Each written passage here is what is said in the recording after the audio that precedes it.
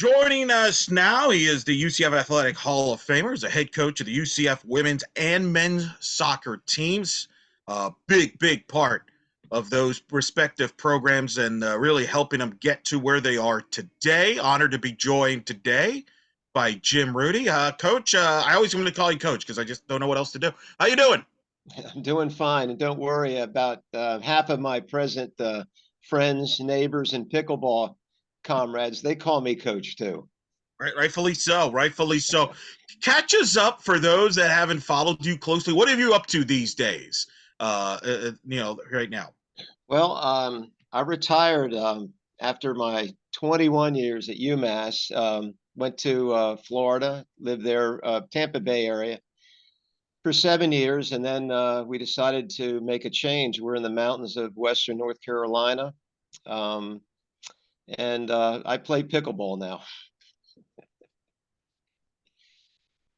Pickleball has become big, by the way. Pickleball has become huge. It's been on TV and everything. It's the largest surge in a team sport in this country since soccer. It's everywhere, everywhere. Courts. I can play in a tournament. I can play maybe 3 tournaments a month without going out of my 2.5 hour area. It's everywhere. What got you hooked to it? Well, I've been playing soccer all this time, my whole career, my whole life, outside of coaching, and I played in the league up in Asheville, and my ACL on artificial turf disappeared. So I was no longer able to do that sort of running and playing, and I needed something for my competitive spirit because I'm used to it, and I got into pickleball. Never looked back. It's great. Great people play it too. You always seem to catch. It seems like these fast-growing sports just seem to find you, don't they? I guess they did. So I was lucky. And in the soccer, I was on the ground level. There weren't a whole lot of people that knew a whole lot about it, but I grew up in Washington, D.C., and there was soccer all around because of the embassies, all sponsored teams. And so I got to train and play with some of those folks. So I was really at the ground level. When I came to Florida, um, it was great to go to Rollins College, and they had soccer there, and we had the Sunshine State Conference, and uh, but that was really the beginning. So I was lucky, fortunate. Well, let's start about that. Your journey there. You were a soccer player at Rollins. Then you get into coaching. What made you decide to get into coaching? Well, my junior and senior year at Rollins, believe it or not, I got to coach Winter Park High School. You can't do that nowadays. And my senior year, Gordie Howe, who was our coach, an ex-Marine, so we were always very fit there, mind you. And he went and took a national coaching school put on by the United States Soccer Federation. And when he came back from that, um, it was the summer before my senior year, preseason training was completely different. And it elevated his coaching level way above, like just within that summer. And I was really impressed with that. And combined with working with the Winter Park High School kids, it sort of gave me the idea I may want to keep doing this. And my major was my history and public affairs, and minor. And a graduate degree in it, education, administration, supervision. So I was sort of steering that way. But out of the blue, I got this call from FTU, and they wanted to know if I wanted to be the club coach there. And I said, yeah, I do. That's pretty wild. FTU, of course, that's what UCF was referenced to back then. You take over. You start the men's program, 1975. Take me through that process of building the men's soccer program. 72. 32 is before that. Okay. How I remember this, I do not know, but I'm glad you do. Yeah, that's where we got you for. well, they don't have a lot of statistics back then, but the first year we played a club schedule. Um, and I had some players on the team that were older than I was. But they got very fit and we did pretty well, almost made 500. And the next year, I started running that program, even though it was funded by extramurals as opposed to intramurals, extramurals, as opposed to athletic department. We ran it like a a NCAA program. Our people were all eligible by NCAA standards. We had no money. We had to buy our own boots. We drove our own cars, but we played a regular schedule. Jacksonville and St. Leo, Florida Southern, teams like that. Anyone that would play us, we would play them. And then they finally made us a full-fledged varsity program in 70. That I believe is what 75 is. 75. Yeah. But yeah, so that was the start of it. And I'm grateful for that opportunity. So talk to me about what was like in terms of growing the UCF into Division One, because you coached the team below the Division One level until 1984. So what was it? Obviously, you know, a lot of people today will look at UCF's growth from, you know, being part of the group, kind of that group of five, Power Five evolution type of thing that they're going through right now. What was it? So what was it like for you to experience the growth from going from like D2 and growing into D1? Well, it was a long journey because not only did you do the coaching, but we had to raise money in order to do some of these things, and that was part of my whole trip at UCF, FTU, and UCF is.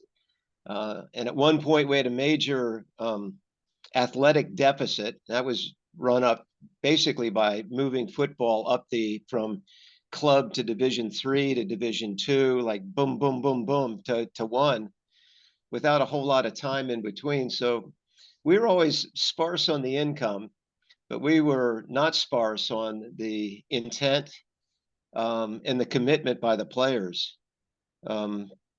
So it was just what you did. You did to survive. We ended up playing games off campus and had the local youth organization promote it and split the gate with them, and they were happy for that. They made income, and hell, we sold out Bishop Moore High School once, standing room only. The whole place was filled, and we played there in Boone High School. Played up at Lake Mary once. But that's what we did, and I didn't really think that much about it. Looking back at it, that was a lot to do, but we wanted to be, first off, we wanted to be like Rollins because they had money and they had an established program and they had a little stadium there, and shoot, they had bleachers. In fact, I bought the ones they were getting rid of and put them out on our field. So yeah, a lot of, but it was great. I mean, it's and again, the commitment of the guys on the team back then was phenomenal. There's anything I would present to them tactically or strategically over a long haul, they were the vernacular down there. They were down with that. Well, one of the players that helped to build the men's program was Winston DuBose, arguably the greatest soccer player to me in program history, even to this day, considering what he accomplished, not just at his time at UCF, but after. I've talked to him on this program before. How important was he to the growth of this program? He was very important, but he never was treated or asked to be treated any different than anyone else. He's that way to this day, very humble fellow. And it gave us a competitive sort of edge in a way that we were able to compete against some programs that had a lot of scholarship money, were well established, because he could keep us in games.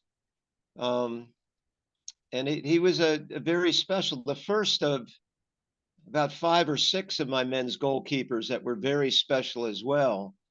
And he got his break to go with the Tampa Bay Rowdies, and then he just expanded on all that. But Winston did a lot of things for himself too. He was a soccer junkie.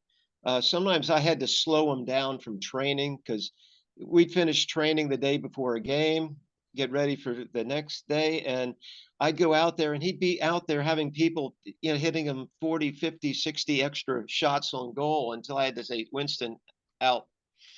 And but he was of great value to my success as well, because I always liked training goalkeepers personally, but I had to learn a lot more quickly because of his energy at wanting to train and learning about it. So I had to get on my own cutting edge to be in front of him so that I would be a viable trainer for him. And I parlayed that later into, I think, great success working with a lot of goalkeepers at UMass, men and women, and UMass as well, that went on to be very good, very good. So I told him that. I said, well, you can say I helped you out, but Winston, you made me as well. Yeah, did you know that Winston would go on? There was that moment where you knew he would accomplish the success that he did in his pro career, even internationally, or just take me through it. When was that moment when you knew he was special? Because his career skyrocketed and really helped put UCF soccer on the map. I think from his sophomore year on, I knew that he was special, and having seen a lot of the other players at Division I and Division II, I knew he was right there. But he had something extra, and that was the enjoyment and excitement, and persistent at training. He even went off on his own, and there was a strength training business.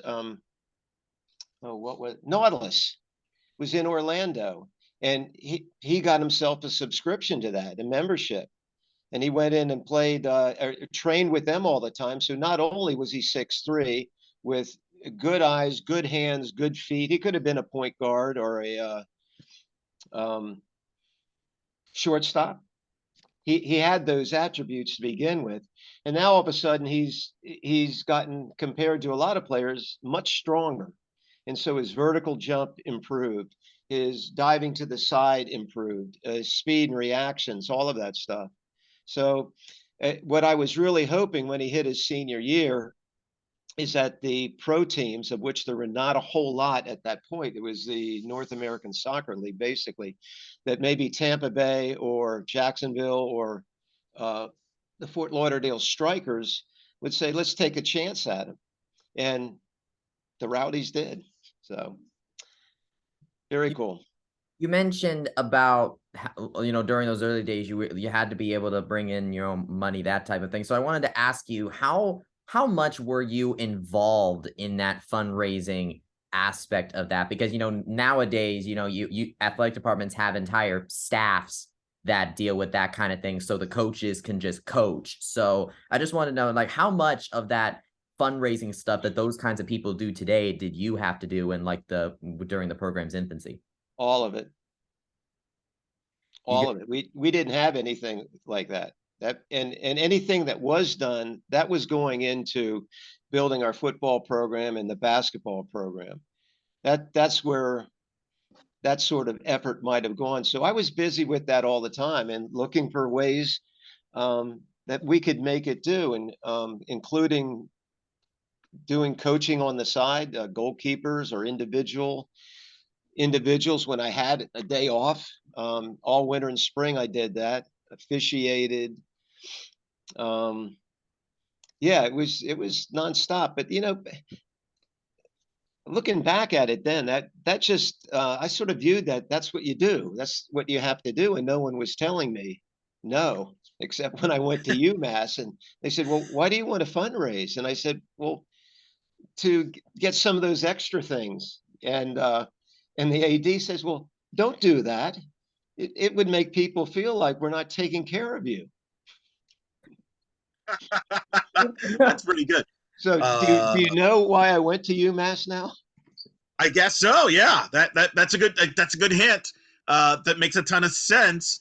Now you were coaching at a time where Torchy Clark was coaching the basketball program. I think you and I talked off air about Coach Gerkley. Just talk about all the coaches around you that are so significant. You know, as UCF is about to go to the Big 12 in all their sports except men's soccer, which is going to the Sun Belt.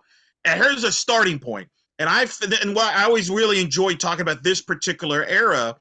You know, I've had Bo Clark on the show and everything because you all helped start this. Without you all, we may not get to the Big 12. There, you know, who knows where the university is. So just tell us a little bit about all the coaches around you during this time. Well, we had them, Lucy McDaniel. We had Lex Wood, the tennis coach. Um, we were not satellites unto each other. We were all involved. We went to Jack Sexton, the baseball coach. We go to each other's games and support. I would even go over to Rollins College to Winter Park High School when was our home court. We would play against Rollins because it's had more people than the education complex gym there.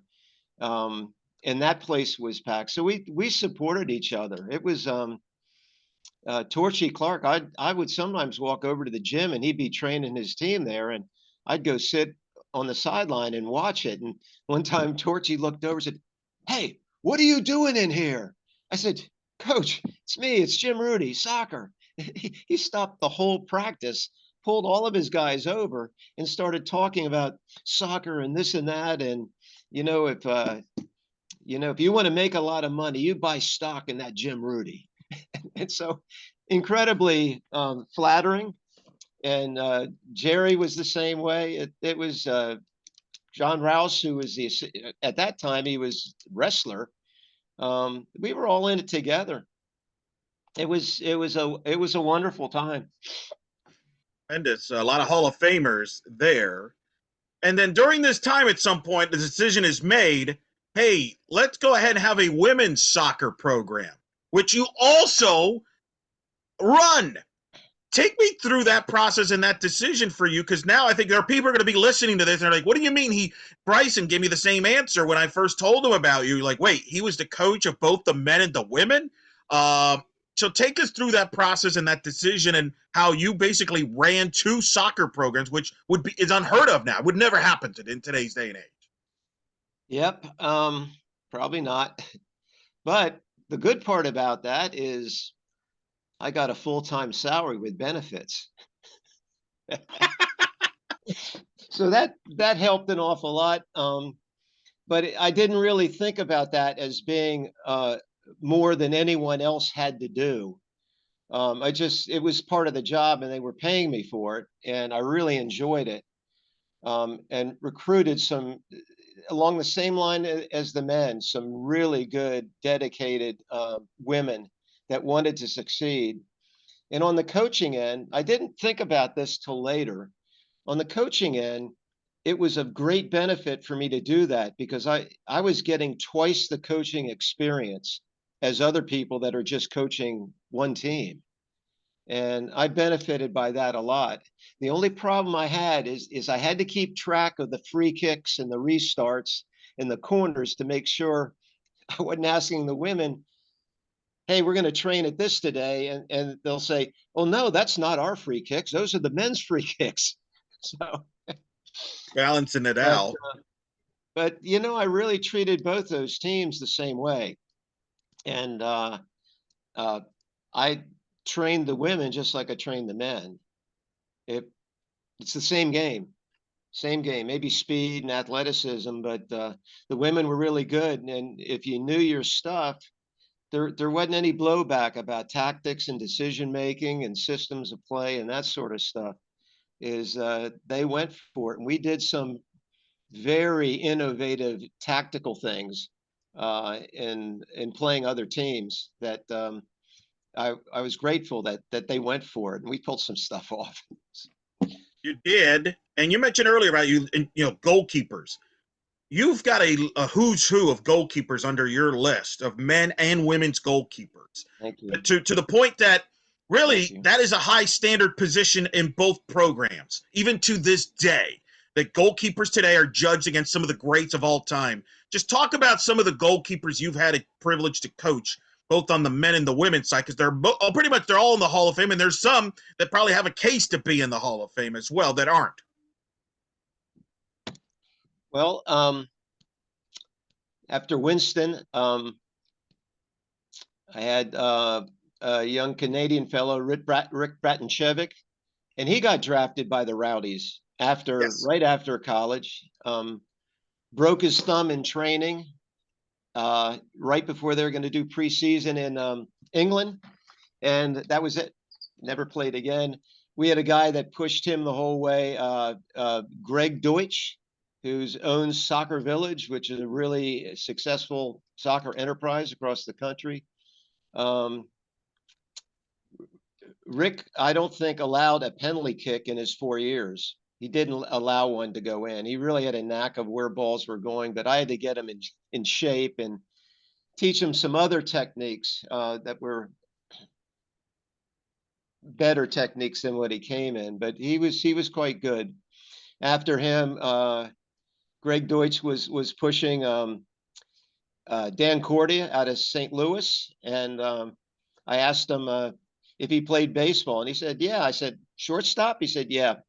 He played basketball too. He said, yeah. I said, point guard? He said, yeah. So we had, I didn't finish off with Dan Cordia. I'd left, but on the women's side, we had Amy Ford and Lucy Perez. Amy was the first championship we were at was the AIAW Women's Championship, 4 games in 4 days for us because we were the number 8 seed. And we lost to Carolina at Carolina 0-1, and she was named the defensive player, and she was an All-American. And after her, Kim Wyatt came in. Kim Wyatt, flying high, Kim Wyatt.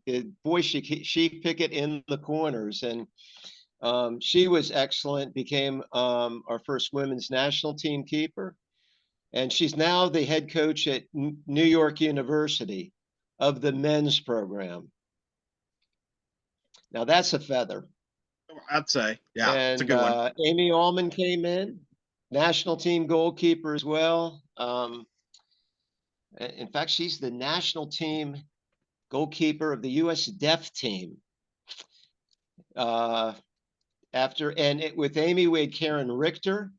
I trained Karen, but we didn't play her a whole lot because we had Amy in there. But then Karen went on, and we saw her the next year up at UMass. She came up with Bill Barker's team, and we killed them 0-0. She was taking them out of the corner. She was stopping one-on-one. She's getting the deflections, and it was brilliant. So it was a win-win for me, you know. And that I think I covered that. Yeah, no, they covered it. And Karen's now Karen's now the head coach at Auburn. There. Of course, you also helped to bring in a young lady from Seattle named Michelle Akers. I think it worked out for you there. Yeah. Okay. Yeah.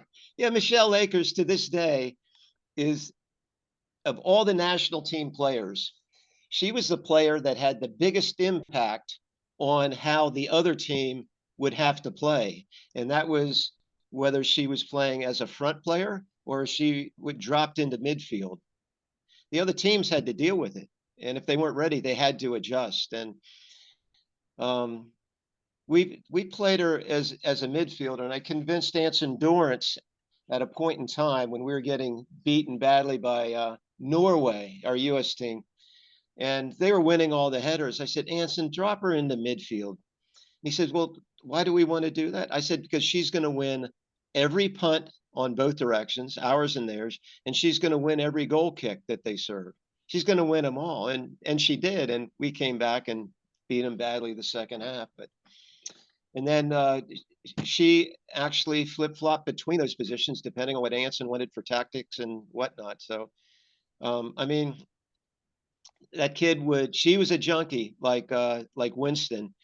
And I had to get her off the field sometimes too. But she would come out before her training session and juggle the ball, juggle.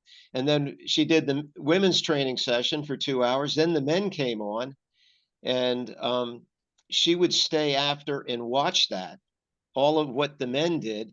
And then after that, she'd get the bag of balls, and we'd set up a pitcher, when they do batting practice, the pitcher has a screen in front so he doesn't get hit with a line drive. We borrowed one of those. Well, yes, we took one of those and set it up, and that became the wall. And she would hit balls over the wall, under the bar, over the wall, under the bar, just nonstop. And that's who she was. She was like Winston, a junkie, and we had to keep an eye on her. But she would run herself into the ground, into a electrolyte deficit. She would work so hard. But yeah, and she that all those teams of that time all the way through 87 were just really, really solid teams. Unless we got badly injured, which we did once. We had some injuries, and Michelle went out injured, and we didn't make the NCAAs during that time. But yeah, great players. Still one of the greatest players ever to have played in the United States, world. It seems like that, UCF women's soccer is one of those programs that it seemed like to be able to set high standards just from its very inception. And you started that program during a time when the NCAA, like, you only had 1 year, and then the NCAA women's soccer tournament began the second year of the women's program's existence, and you host the championship game against North Carolina. I mean, I probably am gonna like make so much money off of asking my friends this trivia question. What was the first NCAA women's soccer tournament championship final? It was North Carolina and UCF at UCF. So talk to me about what it was like kind of experiencing that, NCAA taking up women's soccer and seeing the women's soccer tournament take shape. Well, after the experience with the AIAW, they meant very well, but they were real neophytes, the administration to soccer, and they wanted to put in a whole bunch of weird rules and game decisions, and so us coaches there, we said no, just play by the regular set of rules. But that was a big event at Chapel Hill, and we got to play in Kenan Stadium, the football stadium that had never had anything but football in there. And 8 teams came in. 4 got seeded, and 4 had to play to get into that. And so the next year, NCAA picked up, and I got asked to be on their first committee, women's soccer committee, along with Anson Dorrance at Chapel Hill, Michelle, come on, Amherst College, and Kenny Bonda at UMass. And so we really set up the rules and helped the administrators that were there get knowledge of how things really work with soccer and what we should be doing. And so I was in on that stuff as well. So having it played at UCF was nice. But I enjoyed it, all the sites that we had it, including going back up there with my last team in 87 to UMass, ironically, played in their football stadium. And wind was blowing about 20 miles an hour in one direction, and it was 15 degrees. So the wind chill was minus. And we were used to playing on a Bermuda field at UMass, at UCF, and knocking the ball around. We had a great possession team. We went up there, and that field was like playing on a parking lot with the wind blowing one direction. And at one point, the NCAA banner was at the north end of the stadium up on a wall, and the wind blew it off. And it went the whole length of the field. and out the south end of McGurk Stadium. And I turned to Bill Barker and I said, Billy, I think we're in trouble here. Anyways, but it was, and they had a heater on the bench that our people were putting Vaseline on their faces to cut the wind chill. And people were leaning over, and I was leaning over too, because it was cold. We were wearing sweatpants during that game. And I bet. Someone said, "Hey, coach, your face is bubbling," and it was the Vaseline with that heater there. And Amy Allman, our keeper, she got really cold. She couldn't even feel her feet, and so she would punt the ball into this wind, and her foot was not locked. She couldn't feel that it was not locked in position. So her punts were going about 20 yards and blowing back 10. So it was hard to get out of our own end. So Oh, boy. a real experience. And ironically, I was up there the next year. I was going to say that won you over. Go figure. No, the presentation that they made there, and over my time at UCF, I would take interviews out at different places, men's and women's jobs that advertise, just so that if the big one ever came up, I would be pretty well versed in that process. And I really was obligated to take those to find that out. And also because we were basically going broke, Marie and I can't tell you the amount of money we spent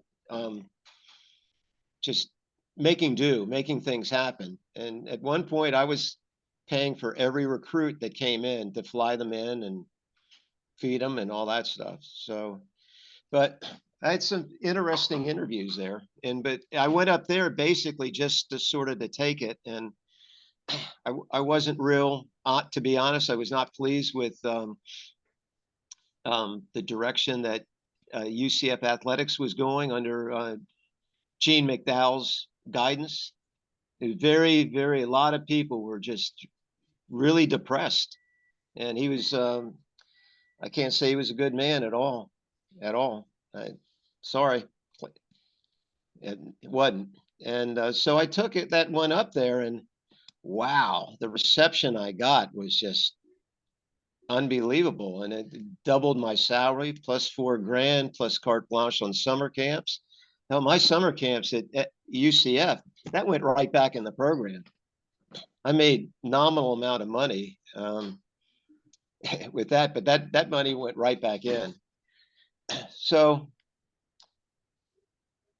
I accepted up there. It's had a great run over there as well for a long time. Did you follow UCF at all while you were up during your time there and the success they would have, moving forward? Let me see. Every week. Yeah, I did, because I had a vested interest. A lot of those kids there, we had a really good freshman class in '87, and I followed them through. I followed what Bill did. I followed Bill when he ended up going to University of Georgia, and he's still, to this day, he's one of my best friends. He was just up here a month ago to go fishing. I go down there, visit him, and the other 150 alums I have in that area. But I follow that all the time. Karen, her time there, Amanda, because I had coached against her. And I thought she was first-rate stuff, and it's a shame what went on there with the Orlando Pride. She really, she got ripped off by that whole thing, and that's all I will have to say. I know you're not alone in that. In that commentary, I'm from what people have gathered, so I understand. Yeah, it's a shame. I hope something works out for her along the way, because she's quality stuff. So no doubt. So I wanted to ask, because you mentioned you went to UMass, and so around this time, there's this new Heisman Trophy for soccer that started for the women called the Mac Herman Award, and Michelle Akers is listed as the first winner of that award in 1988, but which of course you coached her, and then following that, your UMass player April Cater took the award. Cater. So what was it like for you to, see this award come into being and have two of your players be kind of the first women to take such an award that's become like, so high profile in the women's soccer world? Well, I certainly was pleased for them and for the program, but it was even more meaningful because both of them didn't go to North Carolina. So in a way, it was like, it's a miracle. Shocking, right? Because Carolina, it would always win the best player awards. They had the marquee players. So in a way, it was a big moment for the sport to show that there was some growth, right? Yeah, indeed. And despite my talking about North Carolina that way, I'm close friends with Anson Dorrance. We maintain that, and I brought him on my regional youth team on the boys' side, one of the staff there, and then he brought me on to the national women's team to do the goalkeepers. So and yeah. Well, we had Michelle Akers on, and she talked about North Carolina UCF was a rivalry. Even to this day, even though she played for Coach Dorrance, and obviously they're great, but she always thinks every time North Carolina and those colors come about. I mean, that was the thing, because back then there was UCF had, because it was so regional, as she explained it to me. UCF a lot of times had to go through North Carolina and vice versa before they even would play in, let's say, in the College Cup, whereas in today's day and age with the way they seed, you two probably wouldn't face each other until the final. That's right. We got them in the regions all the time. Once we had more teams, when we first started going with women's soccer, all the divisions played each other. We played against Division 3s, 2s, and 1s. And then eventually, I think it was, by several years later, we had doubled or tripled the amount of teams that were playing women's soccer, and then they divided in Division 1, 2, and 3. And the 3s really went for it. That was a good sport for Division 3, and a lot of teams in that. So, but that rivalry it was rare to find them in the Final Four to get there, because you had to go through them, and then more recently after that, my buddy John Daly, who was a veteran at College of William and Mary, they were always in Carolina's group, but I was up at UMass, so we weren't in their group anymore. So it was that rivalry was very intense, and because we know the advantages they had, their administration went all in for that program. Facilities, budget, recruiting, everything. And then on top of it, Anson played it very shrewdly. And I remember this quote exactly, and it was to the New York Times.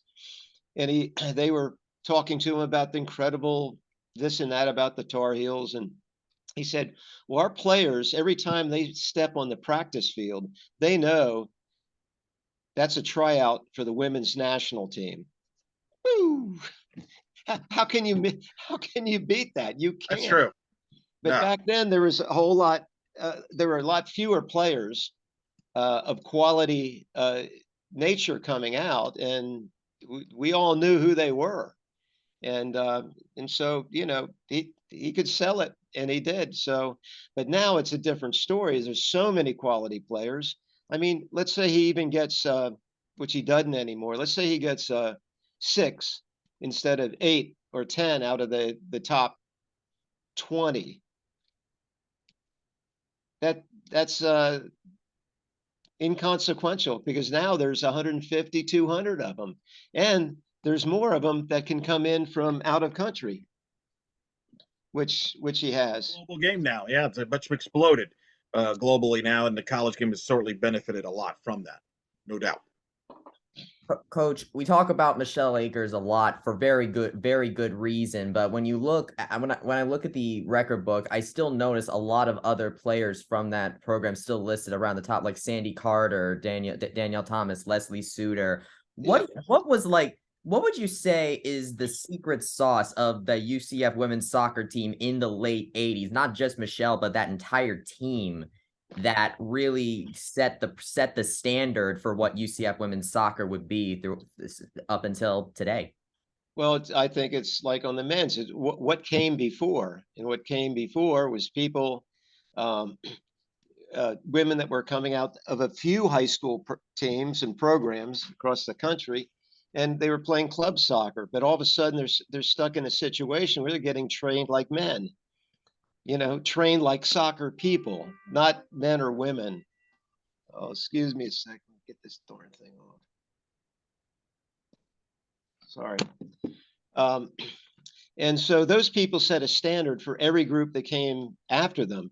We had 3 women from Long Island, Lisa Gosley, who became assistant coach at UCF, and then went with me for 2 years up at UMass.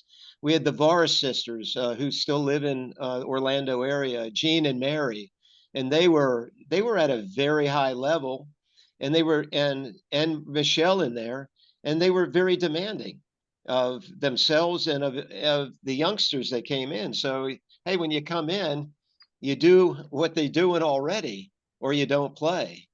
And some kids came in, and it was too tough for them.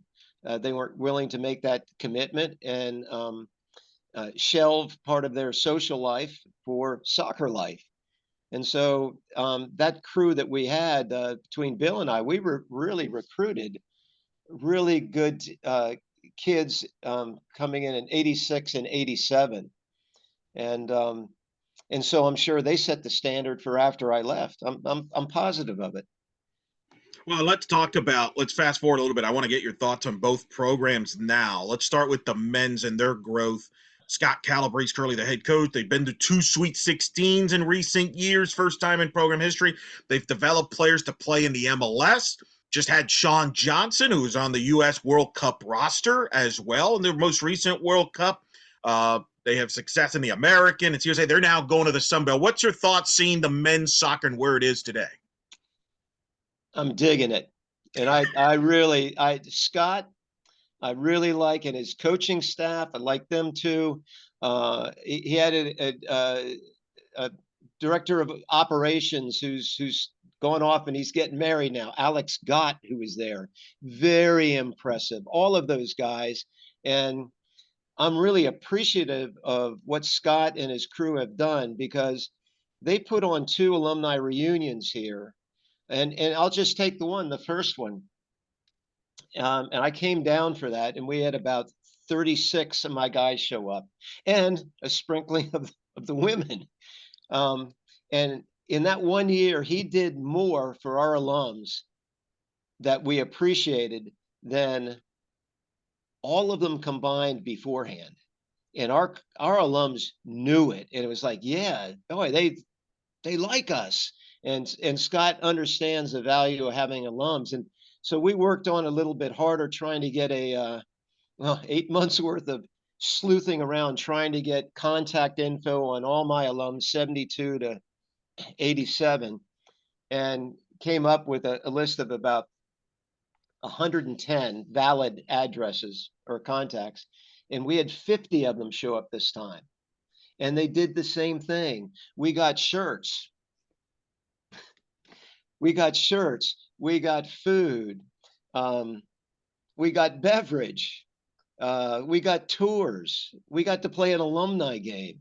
It was fabulous. It was just, and so I'm really committed to this, including fundraising, because I know how important that is from experience. Right. Like, because I think Winston DeBose, I've talked to him. He's donated to the locker rooms. You got the new facility they're building there. I mean, y'all have been involved in helping building it off the fields to this day. Well, we're getting more involved now, because Okay. the alums, they realize what they just have been through. Some of them 2 years in a row. Some of them from last year are saying, "Oh man, I really missed it, but I'm coming back. I'm coming back." And some of them are coming every year, and they're coming from everywhere. He got them coming from Seattle, Chicago, Denver, Texas, all over the state of Florida, North Carolina. Those are the ones Virginia. Those are the ones off the top of my head. So now we're more in touch with them, and Scott's really committed to keeping them in touch. and getting them involved with the program. So we've been really pushing hard. Some of the names you might know, Lucy Oppie. Yeah, Lucy Alfie. Yeah. He's in on this. Kenny Cox, whose son played also here.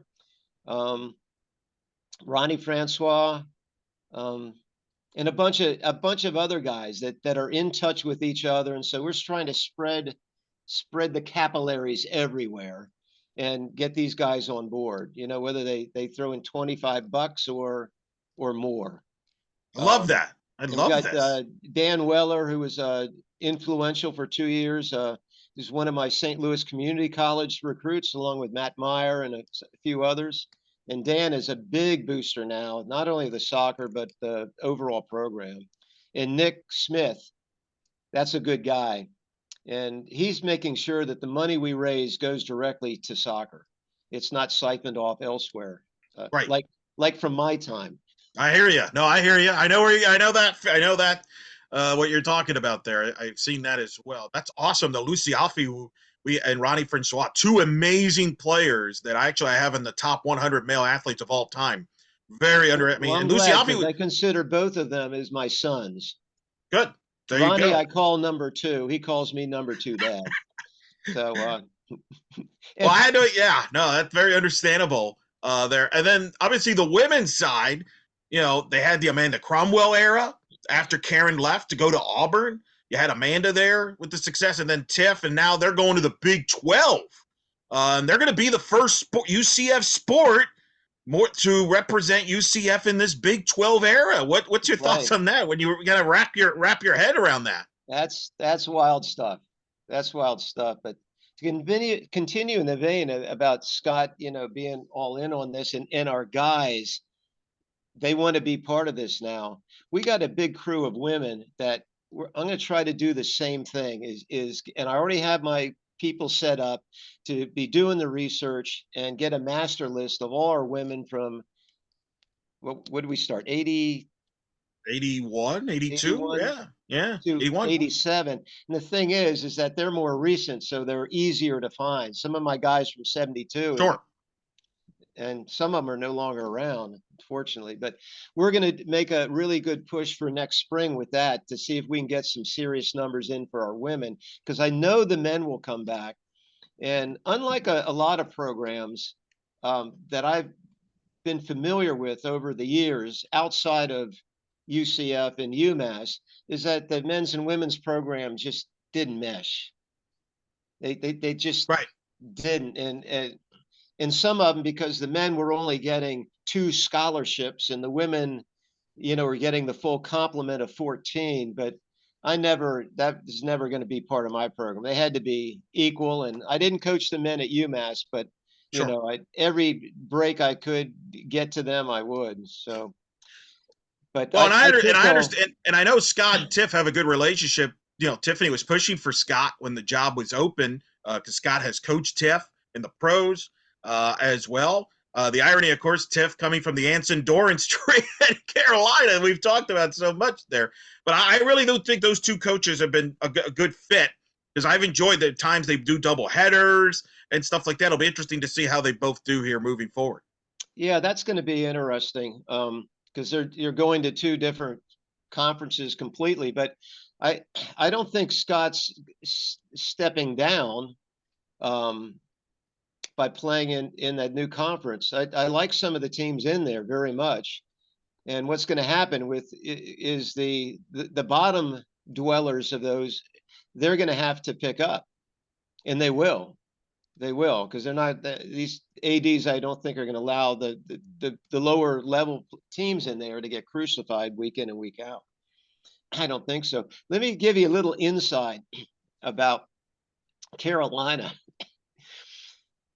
My aunt and uncle, sister and brother, and niece were all Tar Heels. When I grew up, I was always going to be a Tar Heel like my brother. And when I didn't get early admissions in there, and compounded by the fact my junior and senior year, they shipped me off to military school in high school. And those were the coldest winters ever in Baltimore. and I was in formation 3 times a day outside. And I decided, well, I think maybe I'm going to go to Florida. So, but when I didn't go to Carolina, my uncle, he didn't talk to me for a year and a half. Wow. And they were upset. Hopefully, you got to get over. You got to get over that. Yeah, you got to get over that. All right, you've been so kind with us with your time. My last question to you is just, what do you want people to remember you and that era of UCF, both men and the women's soccer you were part of? For those that are learning about this, as more and more people are going to school at UCF, more people are learning about UCF, especially now that they're going in the women's side, they're going to the Big 12, the men's side going to the Sun Belt. What's the one thing you want people to say about that era that you helped build? My alumni. And a long time ago, I decided that, the trophies, the wins and losses, and all those honors and stuff aren't as important as what your alumni are doing once they leave school. Who have they become? And in that regard, I've been really successful. So I want people to know that. And you've named a whole bunch of names, and you won't get close to naming them all because so many of them are just doing wonderful things, even if it's just being great parents. But there are quite a few that are coaching club teams, high school teams, college teams. And so, and this year we had 4 of our former people from the UCF program who had their teams in the state semifinals, and 2 of them won the state championships. What else you need to know? It's great. That's pretty good. That's pretty good. Speaks volumes too. Obviously, being around you, and you've helped develop good people off the pitch. It's been tremendous. Jim Rudy, UCF Athletic Hall of Famer, helped build and start up the men's and the women's soccer programs at UCF. This has been an honor. This has been a treat to get a chance to talk to you. Thank you for having me, Eric, Bryson. Great job. Appreciate you, Coach. Thank you so much. Take care, boys.